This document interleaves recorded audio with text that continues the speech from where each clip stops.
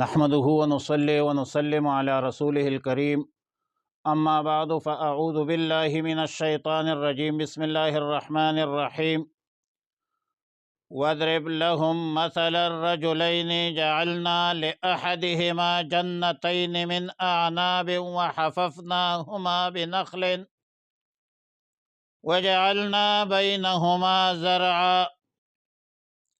پارہ نمبر 15 سورہ کہف، رکوع نمبر 5، آیت نمبر 31 32 تا 44۔ وَاضْرِبْ لَهُمْ،